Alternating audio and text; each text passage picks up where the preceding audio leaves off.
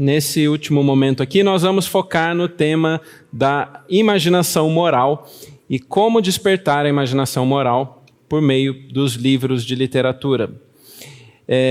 Vocês vão se cansar um pouco, ou já se cansaram talvez, de eu citar muitas vezes as mesmas pessoas, mas é proposital, para que você se lembre e vá atrás para ler esses livros.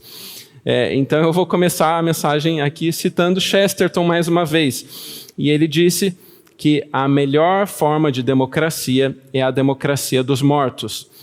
E eu não sei se você entende o que ele quis dizer com isso, mas ele se referia ao fato de que quando nós convidamos os mortos para participarem da nossa discussão pública, da nossa democracia, essa é a melhor forma que nós podemos fazer. E ele não se referia a um centro espírita, a uma sessão de descarrego, nada disso. Mas ele se referia a trazer os mortos para participarem por meio dos livros que eles deixaram, que eles nos legaram.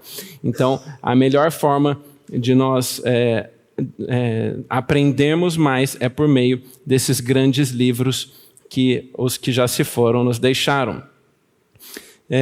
Lewis falava muito também sobre a leitura de livros mais antigos, de clássicos. E C.S. Lewis tinha uma regra, e ele fala sobre isso em um dos livros dele, e ele recomenda que todos fizessem isso. E ele diz assim que a cada livro contemporâneo que alguém lê, essa pessoa deveria ler na sequência 2 livros antigos, 2 livros clássicos. E por que ele dizia isso? Porque ele falava assim: nós já estamos imersos numa certa cultura, numa certa forma de pensar. Se a gente só lê os livros contemporâneos, o que vai acontecer é que nós não vamos conseguir enxergar fora, além dos erros típicos do nosso tempo. E por isso nós precisamos dos mortos, dos que já se foram, ler os seus livros para que a gente possa enxergar o nosso próprio mundo de uma outra perspectiva e assim evitar os erros que são típicos do nosso tempo. E a gente então hoje vai falar um pouco sobre isso, como a literatura pode mudar as nossas vidas, como a literatura pode moldar o caráter e como a literatura desperta a imaginação moral em nós e trabalha, assim, o tema das virtudes com os nossos alunos, com as nossas crianças.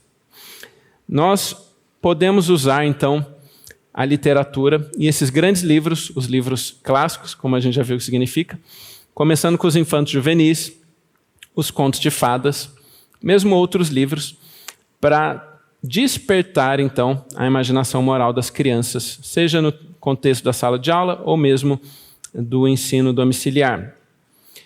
Um dos aspectos mais essenciais que nós vimos, e que a gente já viu na palestra anterior, é que assim como na época lá de Platão, ele tinha aqueles embates com os sofistas, em que Platão dizia, não, a verdade é o objetivo e nós precisamos buscar a verdade, e é possível alcançá-la.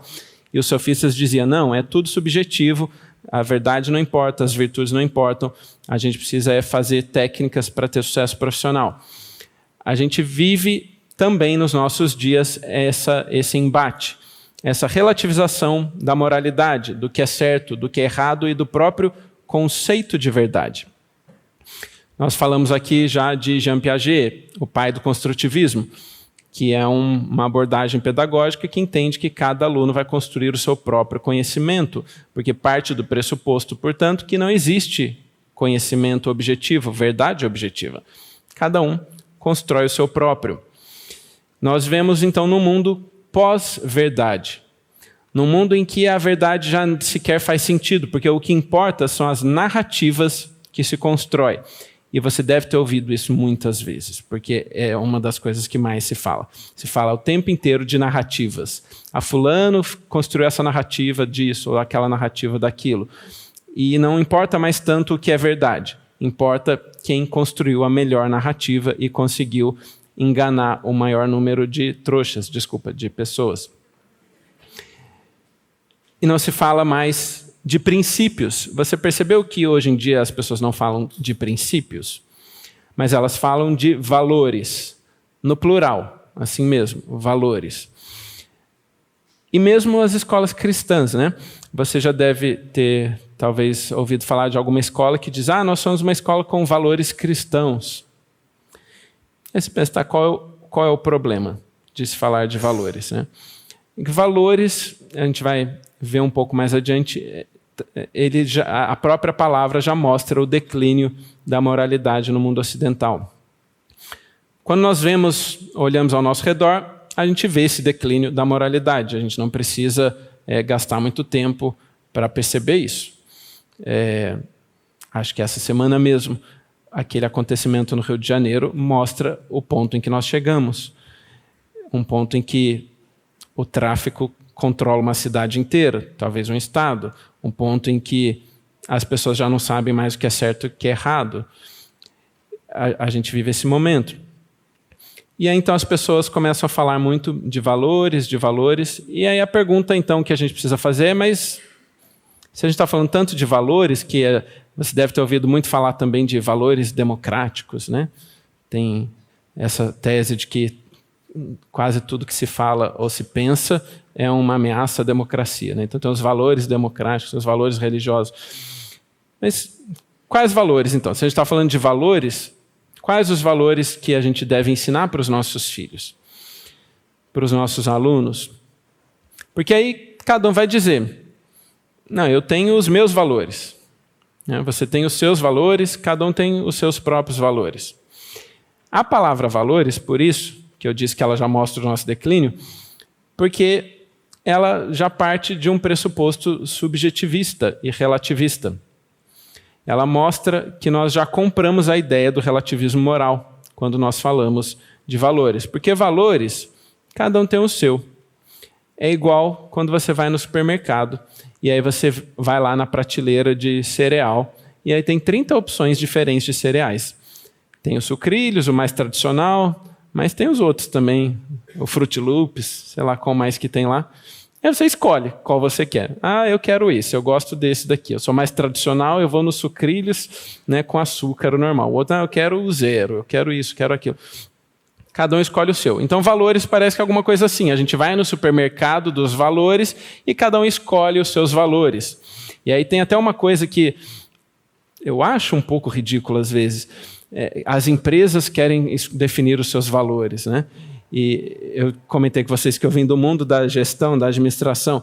E aí as empresas, então, vamos definir os nossos valores. Aqui na nossa empresa a gente valoriza essas coisas, né?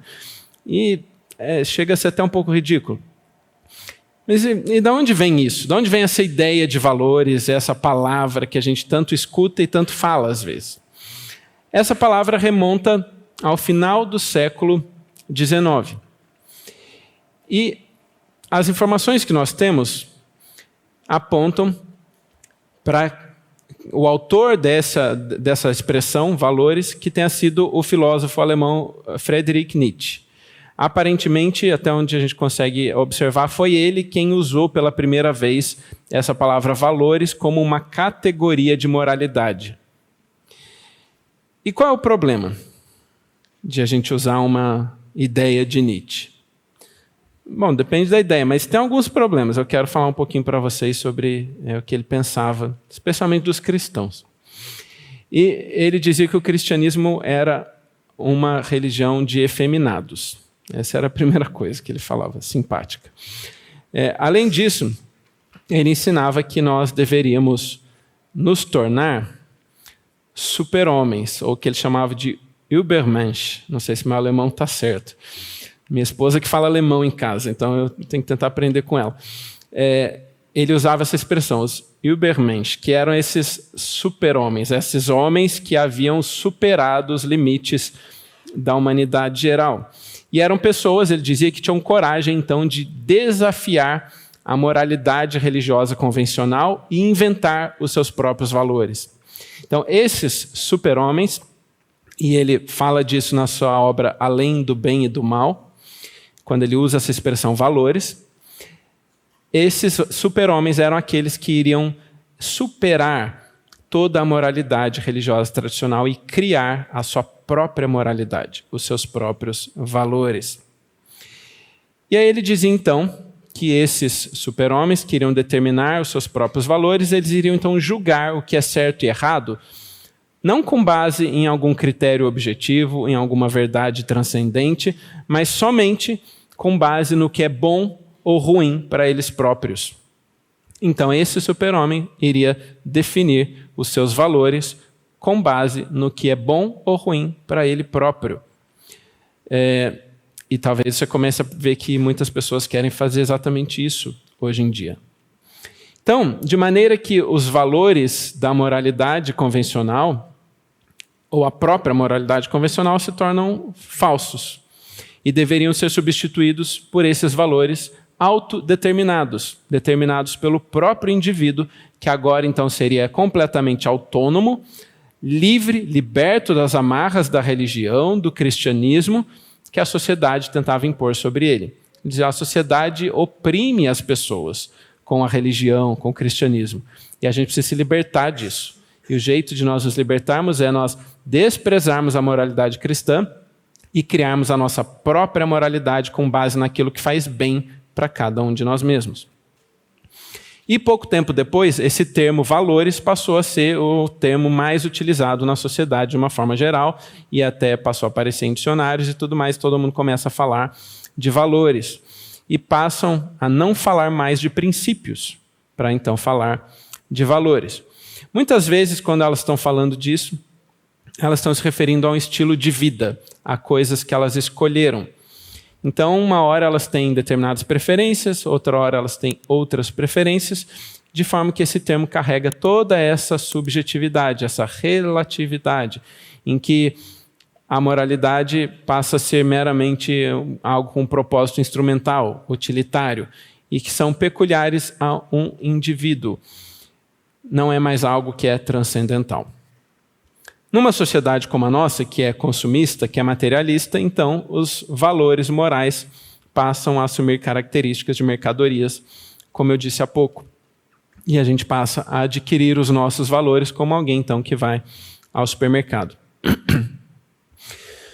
Então, quando a gente começa a perceber um pouco mais sobre isso e a forma como Nietzsche propõe essa forma relativista de entender a moral e a moralidade, não precisa de gastar muito tempo para você perceber que isso se opõe diretamente ao cristianismo, ao ensino das Escrituras. E Nietzsche era alguém que tinha muitos problemas com o cristianismo. Como eu disse, a coisa mais simpática que ele falou do cristianismo é que era efeminado. E, além disso, ele falou que nós tínhamos que nos libertar das amarras do cristianismo. Ele falou outras coisas bem simpáticas sobre o cristianismo. Eu quero ler apenas um parágrafo para você entender como ele nos enxergava, o que ele pensava sobre os cristãos.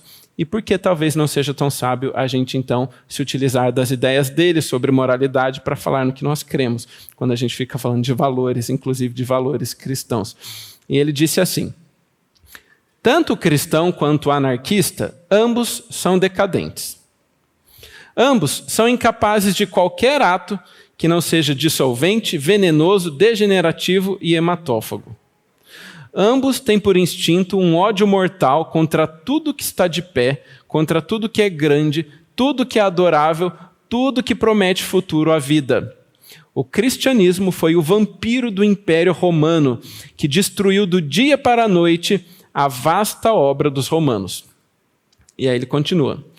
Esses vermes furtivos, os cristãos, que sob a proteção da noite, da névoa e da duplicidade rastejam sobre todo indivíduo, sugando-lhe todo interesse sério pelas coisas reais, todo instinto para a realidade.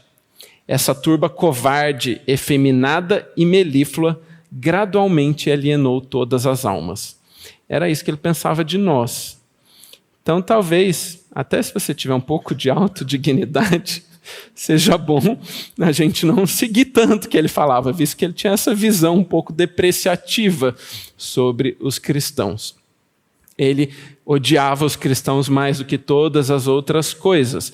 E é esse homem que cunhou o termo valores, que hoje nós usamos de maneira tão trivial.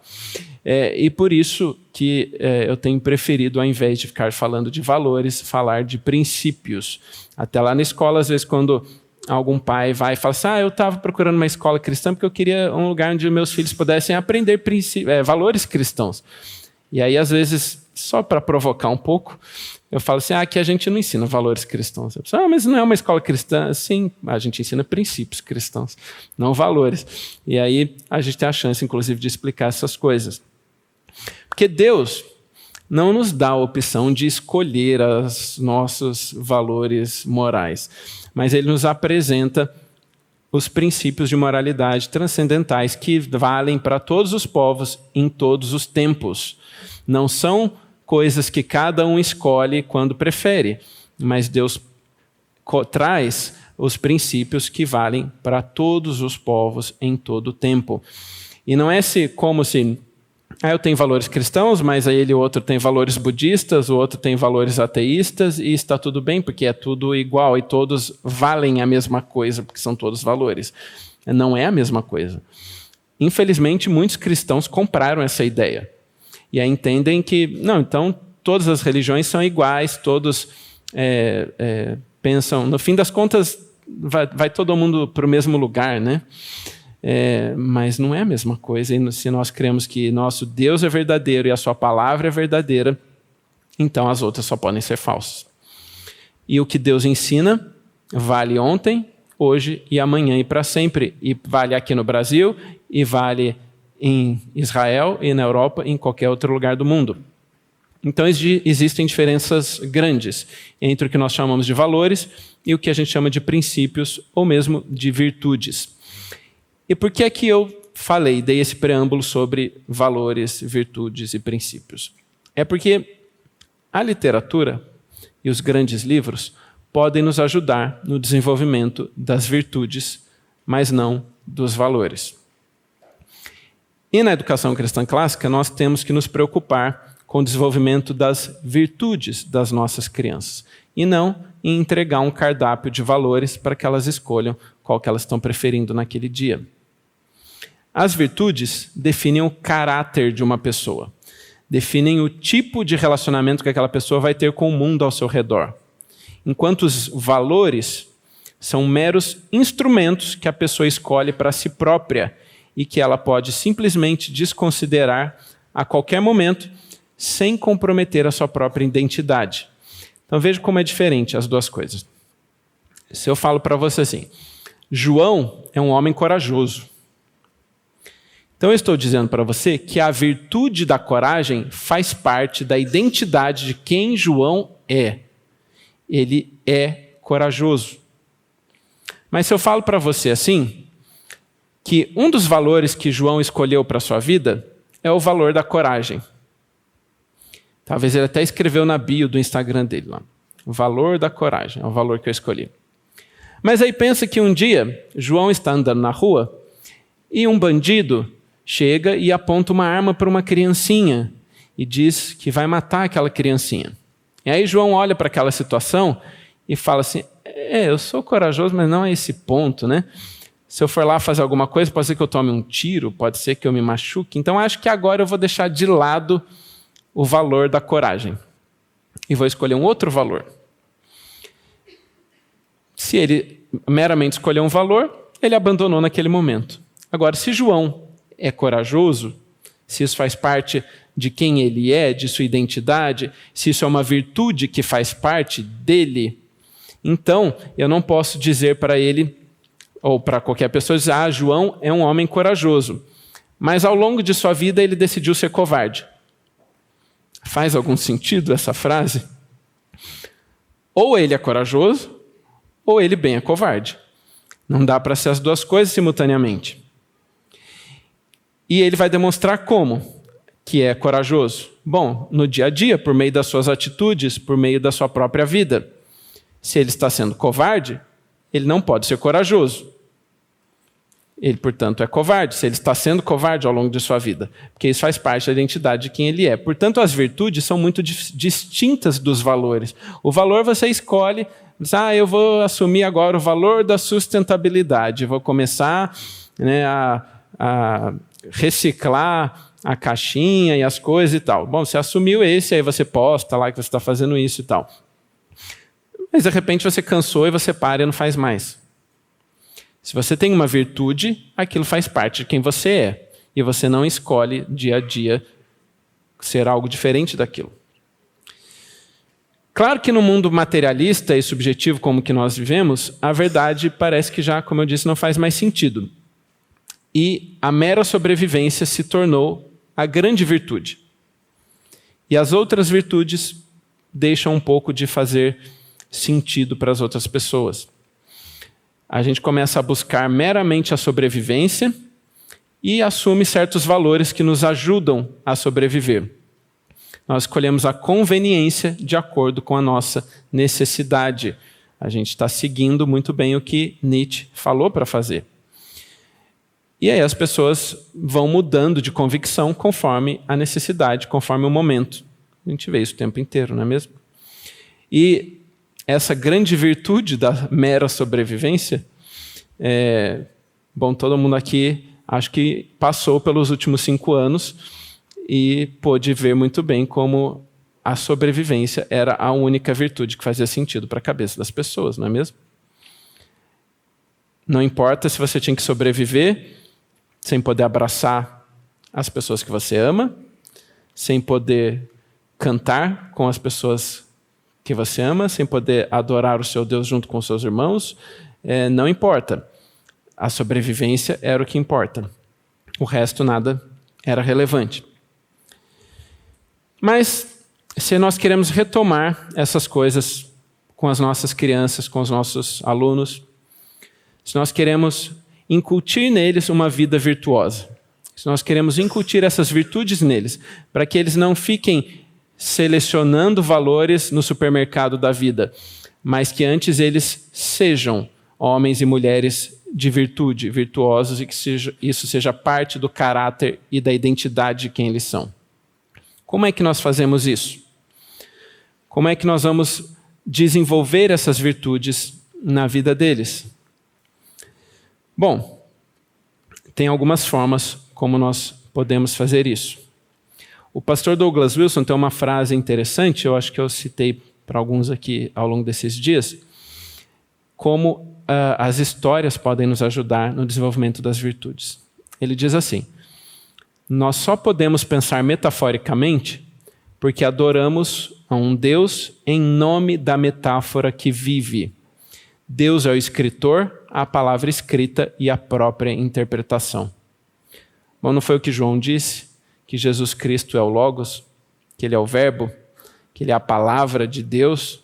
É por isso que ele está dizendo isso. Nós adoramos o Deus que é o escritor, é a palavra e a interpretação. É a metáfora que vive o Logos, o Senhor Jesus. E Jesus contou muitas histórias.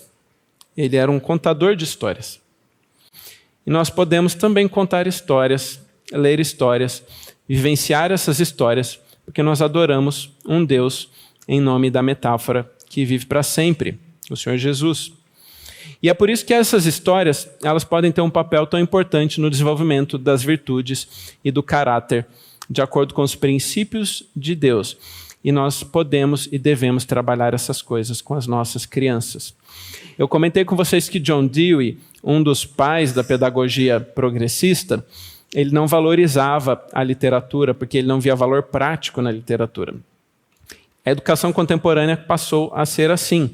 Ela não vê valor prático na literatura, então ela abandona a literatura, a não ser que seja para você aprender o que você precisa para responder as perguntas no vestibular, não é mesmo? Às vezes a aula de literatura virou somente isso. Mas nós precisamos voltar a essas coisas. Se você, por exemplo, pegar os contos de fadas, mas muitos contos de fadas foram recontados pela Disney. E, infelizmente, as versões da Disney são as únicas que a maioria de nós conhecemos. Mas elas são muito diferentes das histórias originais. Quando você pega, por exemplo, foi um que eu citei hoje de manhã, inclusive, a história de Pinóquio.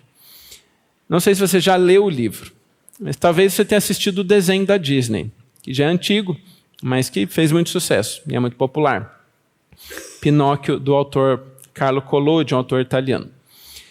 Se você assistir só o filme da Disney, você vai perder todos os princípios importantes que a história quer passar. Inclusive porque o filme ele é extremamente pasteurizado, é tudo muito água com açúcar.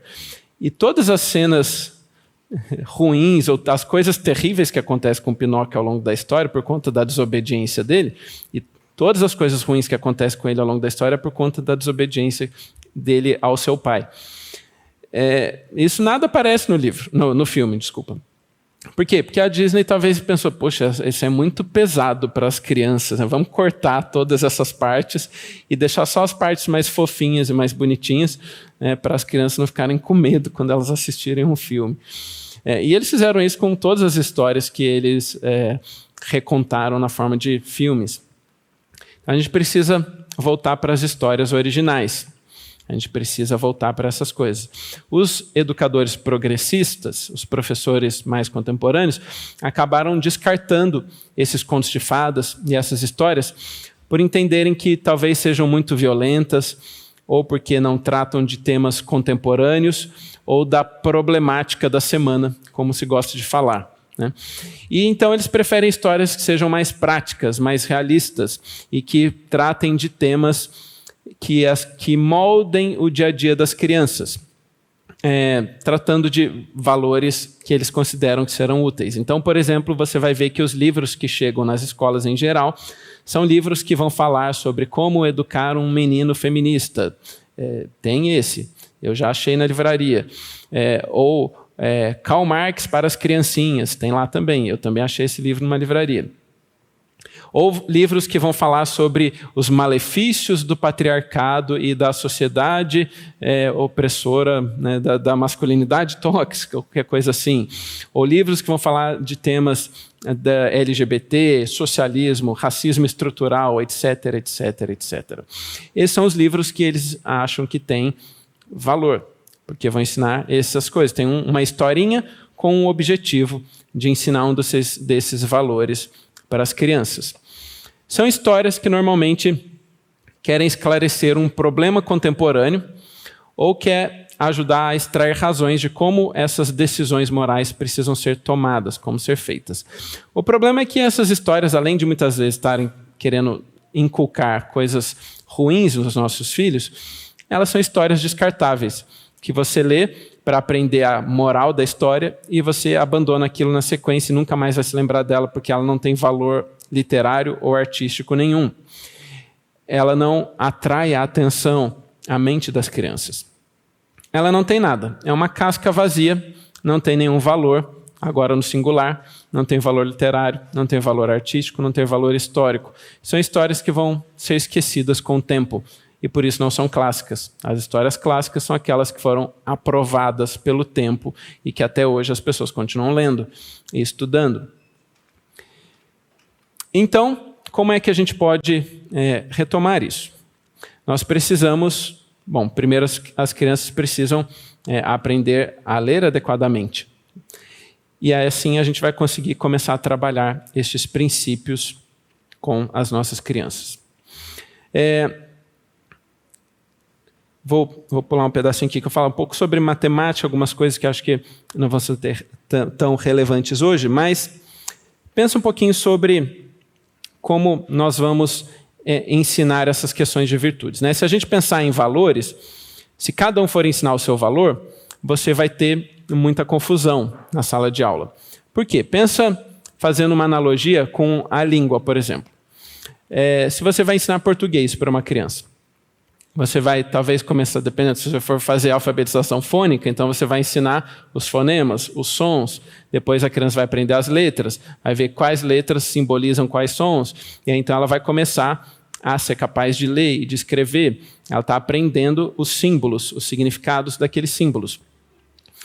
Mas imagina se ao invés de você ensinar isso e começar a falar assim, essa letra aqui simboliza esse som e você pode juntar e formar essa palavra, você desse a liberdade para que a criança, então, escolhesse o símbolo que ela quer usar. Então, ao invés de usar a letra A para simbolizar esse som, você pode usar qualquer símbolo que você quiser. Aí a criança vai e faz uma estrela. Para mim, o A é simbolizado pela estrela. E o outro por qualquer outra coisa. E aí, cada criança cria o seu próprio alfabeto. E aí, então, agora você espera que elas se comuniquem umas com as outras, conversem, escrevam.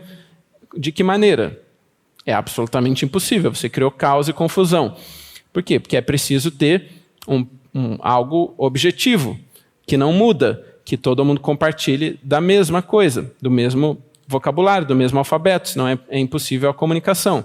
No tema da moralidade, nós estamos fazendo a mesma coisa. Então, quando a gente manda cada criança escolher o seu próprio valor e construir a sua própria verdade, nós estamos criando um mundo de confusão em que cada um faz o que acha melhor aos seus próprios olhos. E você já deve ter lido isso em algum lugar na Bíblia, no Antigo Testamento. A gente cria uma confusão, uma maluquice. Chesterton, de novo, falou assim: temos a responsabilidade de afirmar a verdade da nossa tradição humana e passá-la adiante com voz de autoridade, uma voz inabalável. Essa é a única educação eterna. Estar tão certo de que algo é verdadeiro que você ousa dizê-lo a uma criança. Essa é a nossa responsabilidade. Falar com voz de autoridade. As crianças precisam receber a verdade com voz de autoridade.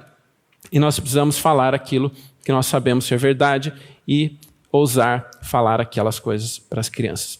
Então, começando a falar dos contos de fadas, como é que nós vamos trazer essas coisas para a sala de aula, essas histórias de fantasia que nos transportam, às vezes, para outros mundos, para o mundo mágico, e que despertam deslumbramento na criança, despertam a imaginação moral, trazem surpresa, trazem perigo, e a cada página a criança então vai descobrindo coisas novas. Essas histórias dos contos de fada, das histórias de fantasia, elas desafiam o leitor ou o ouvinte a entender esses novos mundos, a explorar esses novos mundos e a se colocar no lugar do herói da história, ou da heroína. Se colocar no lugar daqueles personagens, daqueles protagonistas que estão vivendo aquela aventura, aquela história.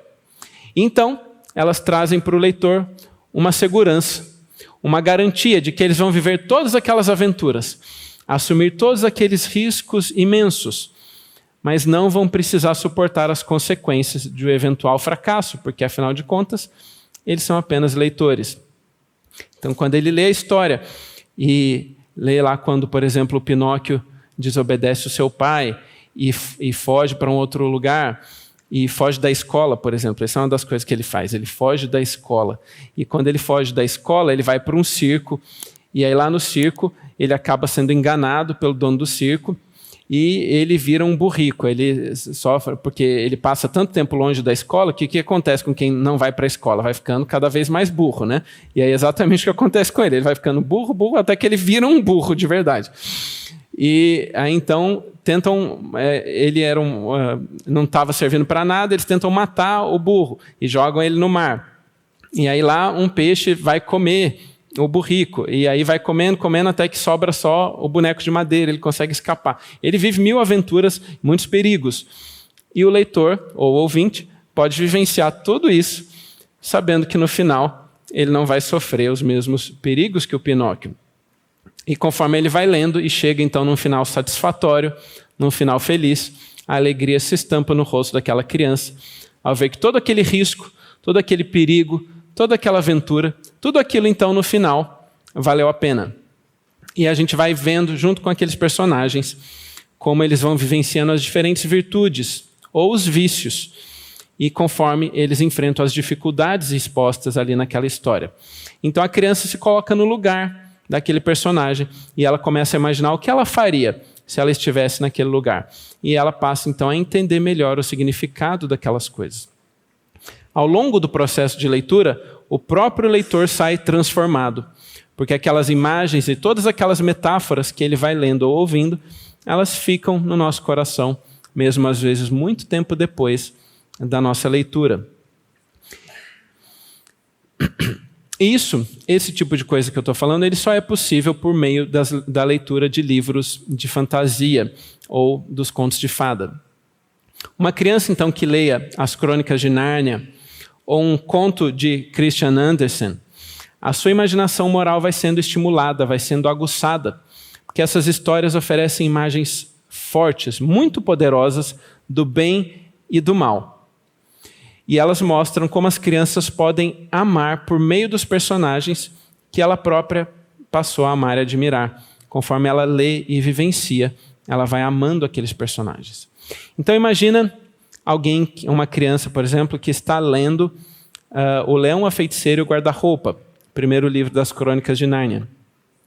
E aí chega naquele trecho em que Edmundo, ou melhor, ela está lendo ali, né, a história, e ao longo da história ela aprende a amar aqueles personagens. A Lúcia, o Pedro, o Edmundo. E ela se torna amiga daqueles personagens, em algum sentido. E aí, então ela chega naquele trecho em que Edmundo vai conversar com a feiticeira branca. E a feiticeira branca, quem se lembra o que ela oferece para ele? Manjar turco, ela oferece um pote de doce para ele. E essa é uma das formas de se enganar um homem, né, com comida. E aí, então ela oferece um pote de doce de manjar turco para o menino. E ele então se vê tentado, e ele acaba cedendo à tentação, e ele pega os doces da mão dela, e ele come os doces, e ele então trai os seus próprios irmãos, e entrega os seus irmãos para a feiticeira branca. Você já leu alguma história assim na Bíblia? De alguém que recebeu alguma coisa, ficou tentado e acabou entregando o seu irmão? Talvez você já tenha lido em alguma história parecida nas Escrituras. Quando a criança lê aquilo, ela então consegue se identificar com aquele personagem e ela se imagina naquela situação. Ela recebendo um prato de doce e ficando tentada a comer aqueles doces e acabar falando mais do que devia e causando mal para as pessoas que ela ama. E ela entende como isso é errado. E ela entende todo o mal terrível que isso causou para os irmãos de Edmundo, as pessoas que ele próprio amava. E ela consegue se enxergar na mesma situação. E quando vivenciar uma situação similar, ela vai se lembrar daquilo, porque a imaginação moral dela foi despertada. Então ela consegue traduzir todas aquelas experiências, aquelas imagens, aquelas metáforas que ela leu em elementos que vão passar a fazer parte da identidade dela, de quem ela é, e que ela vai usar agora, então, para interpretar o mundo ao seu redor. E ela vai, então, se tornar capaz de se mover nesse mundo, de navegar nesse mundo com intencionalidade moral, porque ela aprendeu com as histórias. Então, é por meio dessas histórias, desses contos de fada, dessas metáforas que a gente lê. Eu estou me chegando aqui para a parte final e eu quero falar de mais um trecho de uma história que eu acho que mostra isso de forma muito, muito bela, muito clara. Eu não sei se você já leu O Senhor dos Anéis. Se você não fez, é mais um dos livros que eu vou recomendar que você faça a leitura rapidamente. É uma série de livros realmente muito diferenciada, muito excepcional. São 3 livros, juntos os 3 têm pouco mais de 1000 páginas. E conforme você vai lendo aquelas histórias, você passa a interagir com todos aqueles personagens. E você passa a amar aqueles personagens que agora você conhece, que você se tornou amigo deles. Até porque um livro grande assim, você não lê numa sentada, você vai ficar vários dias, talvez semanas, talvez meses lendo. Você vai lendo um pouquinho por dia e você vai se tornando amigo daqueles personagens. Você começa a vivenciar aquela história. Você vai entendendo o caráter de cada um daqueles personagens, de como ele é, o que ele faz. E veja, talvez você não tenha vivido isso com literatura. Nós somos um povo que lê pouco. Mas talvez você tenha visto isso com algum personagem de novela, ou de uma série, ou de um filme. Eu me lembro de um colega de trabalho meu que todo mundo que ele encontrava, ele falava assim, esse é o Chandler do Friends. Essa daí é a Mônica do Friends. Todo mundo era algum personagem do Friends para ele. Porque ele assistia, ele amava aquela série Friends, e aí ele gostava tanto daqueles personagens que ele enxergava o mundo da perspectiva dos personagens da série Friends. Se você vive naquele livro, você começa a enxergar o mundo daquela perspectiva também. Você começa a entender o caráter de cada um daqueles personagens, como eles são, o que eles gostam. E aí você está ali lendo O Senhor dos Anéis, você começa a se ver junto com o Frodo, com o Sam, com os seus amigos Merry e Pippin. Você começa a vivenciar a jornada de Gandalf e todos os outros junto com ele. E aí, quanto mais você vai chegando para o fim da história, você já se sente de casa. Você já está dentro da Terra-média, você já faz parte daquela história. Você já é quase mais um dos personagens daquela saga. E agora eu vou dar um spoiler. Se você não leu o livro, sinto muito, você já deveria ter lido a essa altura da vida. Então eu vou dar um spoiler, mas depois você lê do mesmo jeito. No último livro, já mais para o final, e se você ver os filmes, essa cena está nos filmes muito parecidos como está no livro. No Retorno do Rei, já na segunda metade do livro, se você tem a edição antiga da Martins Fontes, na página 215, tem uma cena lá em que Frodo está carregando o anel. E ele tem uma missão. A missão dele é levar o anel para a Montanha da Perdição, que é um grande vulcão. E ele precisa jogar o anel dentro daquele vulcão, porque ali é o único lugar onde aquele anel pode ser destruído. E, finalmente, depois de destruir o anel, é que eles vão poder encontrar paz. Somente depois da destruição do anel que eles vão conseguir derrotar todo o mal que habita a Terra-média, porque aquele anel dá poder a Sauron, que é uma criatura caída, uma espécie de um anjo caído, uma figura demoníaca. E esse anel dá força para ele. Então ele precisa destruir o anel. Não tem outro jeito. Se ele não destruir o anel, todo o mundo que eles conhecem vai ser destruído. Então ele não tem outra opção. Ele, que é alguém absolutamente comum, sem grandes qualidades heróicas no início da história, mas é ele que é escolhido para fazer essa missão. Assim como Deus muitas vezes escolhe pessoas improváveis. Quem eram os apóstolos de Jesus? As pessoas mais improváveis. Pessoas quem nós talvez jamais escolheríamos para uma missão importante. E ali então, e eu estou fazendo esses contrapontos, ou melhor, esses paralelos, porque se você ler a obra de Tolkien, você vai perceber que o que ele está fazendo é recontando toda a história da Bíblia numa forma de fantasia. Então Frodo está ali. Ele já está há muito tempo carregando aquele anel. Ele está cansado, ele está exausto, ele não aguenta mais. O anel está destruindo a alma dele por dentro. E ele está fisicamente cansado. E quanto mais próximo do fogo eles chegam, mais ele vai se sentindo sendo consumido por dentro. E ele tem um amigo muito fiel, Sam, que está andando com ele o caminho inteiro, desde o primeiro dia. Um amigo fiel, que não o abandonou em nenhum momento, e está ali com ele, ajudando ele o tempo inteiro nessa missão que ele tem. Sam não tinha a missão de destruir o anel. Não foi para ele que o anel foi dado. Ele não precisava ir até a Montanha da Perdição e destruir o anel. Essa era a missão de Frodo. Mas a missão dele era apoiar Frodo, para que Frodo conseguisse fazer o que ele precisava fazer, porque sozinho ele não conseguiria fazer. E aí então eles chegam ali, e chega uma hora então que o Frodo desaba no chão e ele diz: eu não consigo mais, eu não aguento mais, eu cheguei ao meu limite, eu preciso fazer isso, eu sei que eu tenho que fazer isso, mas eu não aguento mais.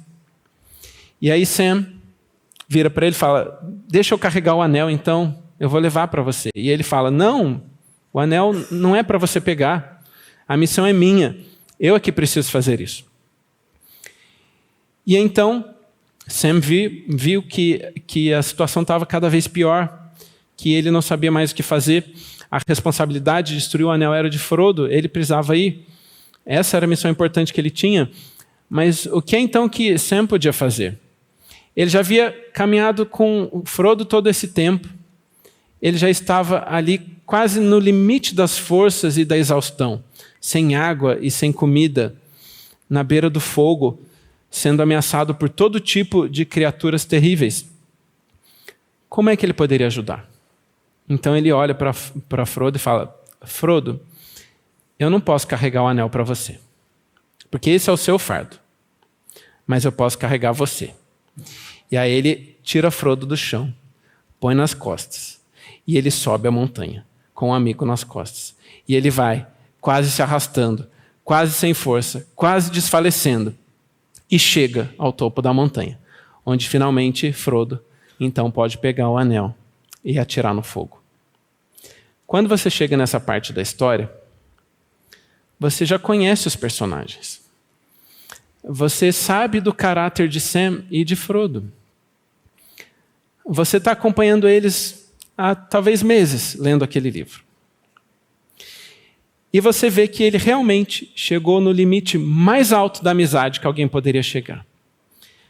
de dar a vida pelo próprio amigo, como as Escrituras nos ensinam. Ele faz o possível e o impossível em nome da amizade que eles têm e da missão que eles precisam cumprir, que a eles foi dada. E aí então, quando você termina de ler essa passagem, você entende o que é amizade. Você poderia ter pego um dicionário e lido a definição de amizade. Talvez numa aula o professor poderia ter feito isso. Hoje nós vamos aprender sobre a amizade, porque a amizade é importante, vocês têm que ser amigos uns dos outros. Essa é uma virtude, é o amor cristão. Essa é uma virtude que você precisa ter na sua vida. Então vamos ler o que é amizade. Aí ele abre o dicionário e lê a definição de amizade. Aí fala, pronto, agora vocês aprenderam o que é amizade. Então vamos lá, sejam amigos uns dos outros, carreguem os fardos uns dos outros, pronto, vocês já aprenderam essa lição, vamos para a próxima agora. Será que é assim que funciona? Será que alguém aprende desse jeito? Mas se você está há semanas, talvez meses, lendo com os seus alunos esse livro, O Senhor dos Anéis, talvez lendo em voz alta, junto com eles numa roda, sentados, enquanto vocês comem um biscoito e tomam leite com chocolate. E aí vocês estão ali lendo aqueles livros, e aí chega nessa parte em que você lê essa história. E vocês estão ali juntos, como eu disse há semanas, vivendo aquela aventura. Aí então, naquele momento, os seus alunos finalmente aprendem o que é amizade. Porque eles veem o que um amigo é capaz de fazer pelo outro. E eles entendem o que é amor cristão. E eles vivem aquela virtude junto com os personagens. Então, quando termina a leitura e a história acaba, e eles voltam para o mundo real, e eles se deparam com uma situação como essa. Talvez não de carregar um anel até o fogo, mas de um amigo que tem uma missão e precisa cumpri-la, e precisa de ajuda. Eles vão saber como agir, porque eles vão saber como um amigo deve agir diante de uma situação difícil, porque eles viram como Sam fez, e eles vão querer fazer igual. E eles vão saber que talvez eles não possam carregar o fardo do amigo, mas então eles podem carregar o próprio amigo. É isso que os livros de fantasia e de contos de fadas fazem por nós. Eles despertam essa imaginação moral e eles nos ajudam a viver dentro da metáfora e a entender quais são as virtudes que nós devemos ter nas nossas vidas. Os bons livros, obviamente estou falando dos bons, não dos maus livros. E é por isso que é tão importante que os nossos filhos e os nossos alunos tenham uma dieta muito rica de boas leituras, porque isso vai ter um valor eterno para eles. Ler no dicionário a definição, eles vão esquecer dali 15 minutos. Viver isso junto com eles por meio da literatura, eles nunca mais vão esquecer. Eles vão carregar isso para a eternidade. E talvez lá no céu eles depois vão poder conversar uns com os outros. Lembra quando a gente leu O Senhor dos Anéis? Vamos lá conversar com Tolkien, perguntar por que ele escreveu isso? E vão poder inclusive conversar com o autor, que coisa boa que vai ser. Quando a imaginação moral é despertada, quando ela é vigilante, as virtudes então passam a ter vida própria. Elas têm significado pessoal, existencial e social. A gente não trata mais então as virtudes como um mero dado, ou uma informação seca, árida e sem vida, como uma teoria moral, como uma versão ética das regras que você precisa aprender. Não. As virtudes, então, agora elas nos levam a uma vida que nos atrai e desperta o desejo de possuí-las, porque nós queremos ser como aqueles personagens que nós lemos. Quando você lê no Senhor dos Anéis essa linda história de amor, de abnegação, de amizade, desse cuidado com o próximo, isso nos faz desejar ser assim. Então, quando você lê aquilo, você pensa, eu quero ser como esse amigo, eu quero ser como Sam. Ou talvez você pense, eu quero ser, mas eu também quero ter um amigo assim. Isso nos desperta para uma vida virtuosa. E nós temos que, então, buscar formas de pedagogia moral que sejam fiéis à antiga vocação do professor. Você já leu na Bíblia qual é a vocação do professor? Jesus falou. Está lá em Lucas 6. Em Lucas 6, Jesus fala qual é a vocação do professor.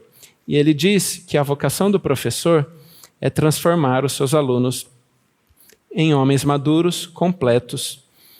Por quê? Porque ele diz que o objetivo é que o aluno seja parecido com o mestre. Todo o objetivo da educação é que o aluno se torne parecido com o seu mestre.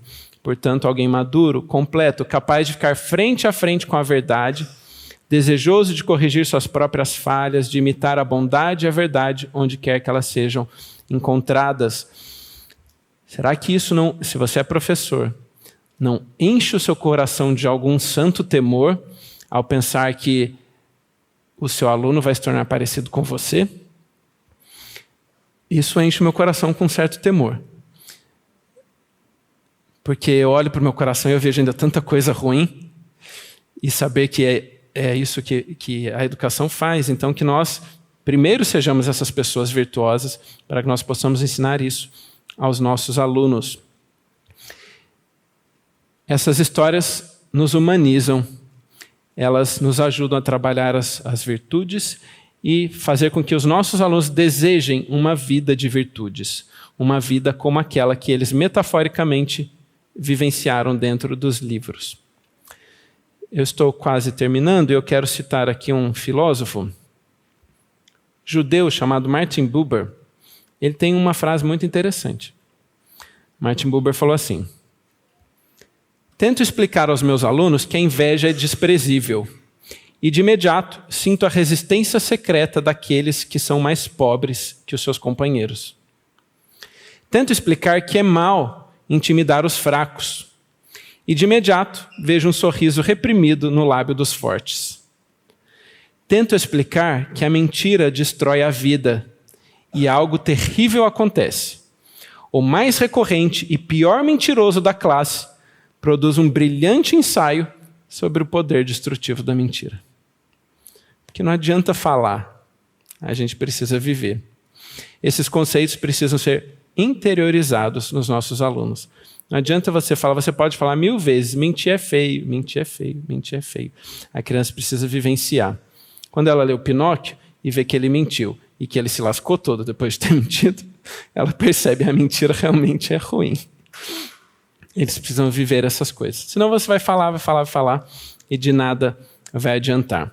E é isso que os bons livros fazem, eles nos fazem viver essas coisas e despertam a nossa imaginação moral. Quero desafiar você a fazer isso, a trabalhar esses livros com os seus alunos, com as suas crianças. Não desperdice essa ferramenta tão importante que você tem em mãos, que é um bom livro. Não desperdice os bons livros. Use esses livros para o bem, seu próprio bem e para o bem dos seus alunos. E que o Senhor possa despertar no coração de cada um de nós aqui esse desejo de aprender mais e de se inteirar mais cada vez nas coisas que nós estamos fazendo. E que isso possa nos levar a realmente buscar oferecer uma boa educação para os nossos filhos, para as crianças da nossa igreja e de toda a comunidade de uma forma geral. Seja por meio da escola ou mesmo do ensino domiciliar. E essas coisas não são fáceis. Elas são difíceis. Elas exigem constância e diligência. Mas é possível. É possível fazer. E se você está fazendo a vontade do Senhor, se você está cumprindo a vontade de Deus, eu tenho certeza que Ele vai abençoar os nossos esforços, o nosso trabalho. E nós vamos ver os frutos disso. Talvez não aqui, talvez não agora, mas em algum momento Deus vai trazer os frutos desse trabalho de educar os nossos filhos, oferecendo uma boa educação que seja cristã, confessional, clássica, com excelência acadêmica, para formar os futuros líderes das nossas igrejas e do nosso país. Que Deus abençoe vocês. Eu vou orar com vocês e aí depois te dou a palavra. Senhor nosso bom Deus, nós te damos graças por essa noite. Te damos graças por cada um que está aqui, podendo discutir esses temas importantes de como nós educamos e criamos os nossos filhos. Ajuda-nos a sermos fiéis. O Senhor não nos chama a apresentar resultados, mas o Senhor nos chama à fidelidade.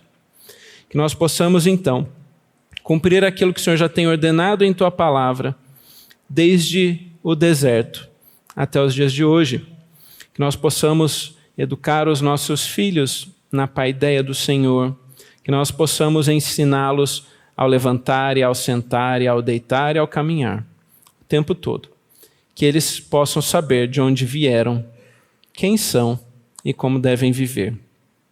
Que o Senhor nos ajude a usar aqueles bons instrumentos que nós temos em mãos, a começar pelos bons livros, que nós possamos ter prazer na leitura, que possamos desfrutar dessas coisas, que possamos ensiná-las às nossas crianças, para que aprendam amando os livros, porque o Senhor nos deu um livro, o Senhor é um Deus que ama livros, e que nós possamos aprender também a amá-los, e assim amar ainda mais ao Senhor, para que possamos levantar uma nova geração, que cresça te conhecendo, te amando e te servindo, para que a tua igreja cresça e para que o nosso país seja abençoado e possa viver um novo momento, um momento em que nós possamos ver a tua palavra sendo pregada em todos os lugares e possamos ver muitas conversões e muitos brasileiros honrando e louvando o teu nome, Senhor.